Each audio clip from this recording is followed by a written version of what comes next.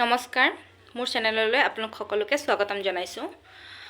স্বামী অবিহনে স্ত্ৰীজনী খুব অকলশৰীয়া আৰু তেনেকৈ স্ত্ৰী অবিহনে এজন স্বামী অকলশৰীয়া, মানে আধৰুৱা বুলি ক'ব লাগিব।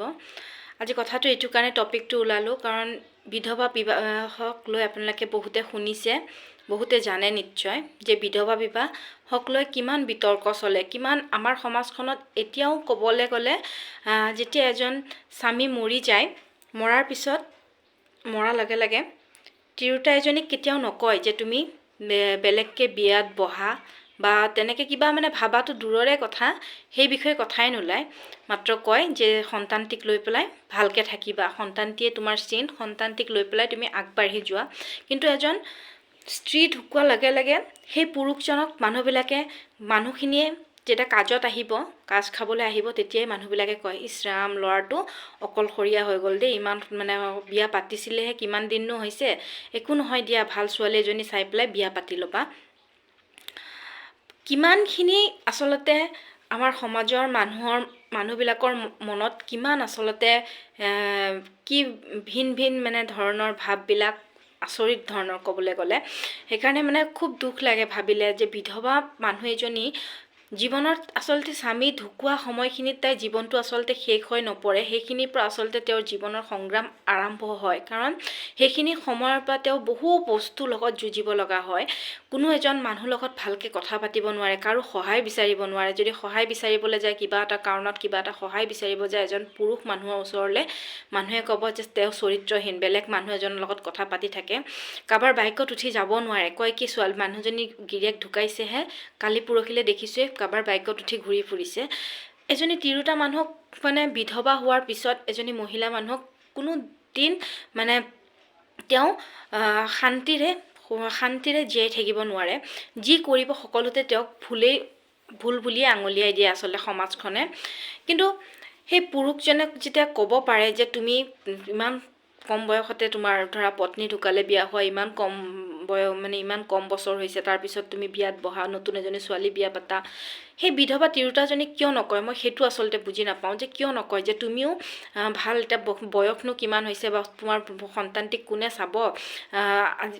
এজনী মহিলা মানুহ যেতিয়া বিধৱা হোৱাৰ পিছত তেওঁলোকৰ জীৱনটো বহুখিনি ঘাত প্ৰতিঘাত থাকে, বহুখিনি মানে দুখ কষ্ট তেওঁলোকে ভুগিবলগীয়া হয়।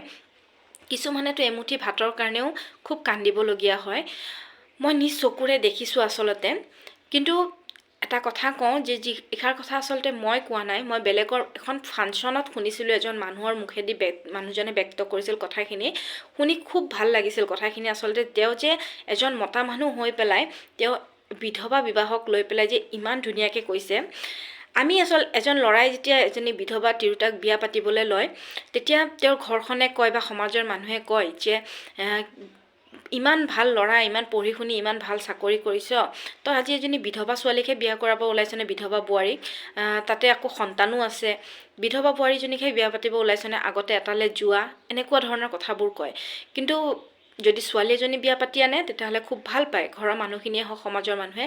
কিন্তু ক'বলৈ গ'লে সেই ছোৱালীজনীতকৈ সেই বিধৱা বোৱাৰীজনী বহু গুণেই পবিত্ৰ বুলি ক'ব লাগিব। কাৰণ তেওঁৰ স্বামী ঢুকোৱাৰ পিছত তেওঁ এজন মানুহৰ লগত বিয়া হৈছে, আৰু তেওঁৰ স্বামী ঢুকোৱাৰ পিছত তেওঁ এখন ঘৰৰ ভিতৰত লগতে সমাজৰ বহুতো বাধকতাৰ লগত তেওঁ মানে আবদ্ধ হৈ থাকে। তেওঁ কোনো এটা কাম মন খুলি কৰিব নোৱাৰে, ক'ৰবালৈ যাব নোৱাৰে, একো এটা বস্তু ভালকৈ ৰং বিৰঙৰ কাপোৰ এযোৰ পিন্ধিব নোৱাৰে। তেওঁ খুব মানে বান্ধোনত আবদ্ধ হৈ থাকে। আৰু মই ভাবোঁ, আৰু সেই মানুহজনেও কথাষাৰ কৈছে যে সেই বিধৱা বোৱাৰীজনীৰ নিচিনা পবিত্ৰ নাই, কাৰণ তেওঁ নিজৰ স্বামীৰ লগতহে থাকিছে।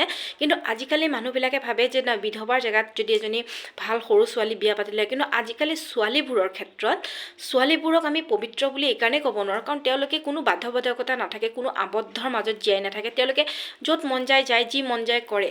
কিন্তু মানুহবিলাকে ভাবে যে এজনী ছোৱালীতকৈ এজনী বিধৱা মানুহ অপবিত্ৰ, বা তেওঁ আগৰ এটাৰ লগত বিয়া হৈছে, এটাৰ লগত থাকিছে। কিন্তু কথা হ'ল এইটো যে স্বামীজন ঢুকোৱাৰ পিছত সেই মানুহজনীক জীৱনত কেইটা ষ্টেপ পাৰ কৰিব লাগে, পোৱালি পঢ়াব লাগে, কিবা কামো কৰিব লাগে, লগতে ঘৰৰ মানুহবিলাকৰতো কথা শুনি আছেই। এজন মতা মানুহে যিখিনি কৰিব পাৰে আচলতে এজনী মাইকী মানুহে নোৱাৰে তেনেকুৱা কোনো কথা নহয়। কিন্তু স্বামী ঢুকোৱাৰ পিছত এজনী মানুহ মানসিকভাৱে বহুখিনি দুৰ্বল হৈ পৰে আৰু সেই বিধৱা মানুহজনীৰো মন যায় যে তেওঁ দিনটো শেষত ৰাতি যেতিয়া তেওঁৰ ভাগৰখিনি মাৰিবৰ কাৰণে কাৰোবাৰ দুবাহুৰ মাজত বা কাৰোবাৰ বাহুত মাথাটো থৈ পেলাই তেওঁ যেন তেওঁৰ ভাগৰখিনি মাৰে, তেওঁ সুখ দুখৰ কথাখিনি যেন ক'বলৈ পাৰে। সকলোৱে তেনেকৈ বিচাৰে, কিন্তু আমাৰ সমাজখনত এতিয়াও এনেকৈ চলি আহিছে, মানে এতিয়াও এইবোৰ চলি গৈ আছে যে বিধৱা বিবাহ, কোনোবা এজনী বোৱাৰী বিধৱা হোৱাৰ লগে লগে যে বিয়াৰ কথা নাভাবিবা আৰু সন্তানটি লৈ পেলাই থাকা। কিন্তু কিছুমান মানুহৰ এনেকুৱাও মানসিকতা আছে যিবোৰ মানুহে কয় যে কিমাননো বয়স হৈছে, ভাল ল'ৰা এজন চাই বিয়া হৈ যাবা। কিন্তু তেনেকুৱা কোৱা মানুহ আচলতে 100ৰ ভিতৰত খুব বেছি 10% মানুহে তেনেকৈ কয়। এতিয়াও আমাৰ সমাজখনত তেনেকুৱাই চলি থাকে। কাৰো লগত ভালকৈ কথা পাতিব নোৱাৰে, কথা পাতিলেই ক'ব যে হাজবেণ্ড ঢুকাইছে, কেইদিননো হৈছে চোৱাচোন, চোৱা কেনেকৈ কথা পাতি ফুৰিছে, অকণমান মোবাইলত কথা পাতিলে ক'ব। মানে কোনো ফালৰ পৰা তেওঁক কি বুলি কয়, মানে শান্তিত থাকিবলৈতো নিদিয়ে, মুকলিমূৰীয়াকৈ মানে তেওঁ জীৱনটো উপভোগ কৰিব নোৱাৰে। মানিছোঁ এজন স্বামী যেতিয়া তেওঁৰ স্ত্ৰী ঢুকাই যায় তেওঁ সকলোখিনি কৰিব পাৰে, য'ত মন যায় যাব পাৰে, যি মন যায় খাব পাৰে, ৰং বিৰঙৰ কাপোৰ পিন্ধিব পাৰে, নিজৰ সন্তানটিক কাৰোবাৰ লগত থৈ পেলাই, মা বা আইতাকে হওক ককাকে হওক থৈ পেলাই তেওঁ নিজৰ কামখিনি সুকলমে কৰি থাকে। কিন্তু সেই পত্নীজনী বা সেই তিৰোতাজনীয়ে, বিধৱা মহিলাজনীয়ে সেইখিনি কাম কৰিব নোৱাৰে। আৰু সেইকাৰণে কৈছোঁ সমাজখনত যিবোৰ চলি আহিছে আপোনালোকে যদি এইবোৰ ক্ষেত্ৰত মাত নামাতে, এইবোৰক লৈ পেলাই যদি বিৰোধিতা নকৰে, এইবিলাকৰ ক্ষেত্ৰত যদি আপোনালোকে সকলোৱে এটা ভাল মনোভাৱ প্ৰকাশ কৰে, তেতিয়া হয়তো সমাজত কোনো বিধৱা তিৰোতা এনেকৈ থাকিবলগীয়া নহ'ব চাগে। কাৰণ মোৰ খুব দুখ লাগে, মোৰ নিজৰ বাইদেউজনী ক'বলৈ গ'লে তেওঁ বিধৱা, তেওঁৰ বিয়া হোৱা 5 বছৰৰ পিছতে তেওঁৰ হাজবেণ্ডৰ ডেথ হৈছে। কিন্তু তাই জীৱনটোত ইমান ঘাত প্ৰতিঘাত পাৰ কৰিছে, মানে সঁচাকৈ খুব দুখ লাগে, সেইবোৰ দেখিলে খুব দুখ লাগে।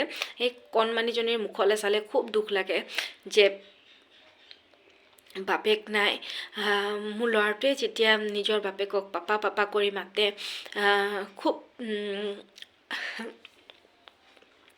খুব দুখ লাগে আচলতে, যে তাইও যদি মানে নিজৰ বাপেকক মাতিব পাৰিলে হয়, দেখা পালে হয়।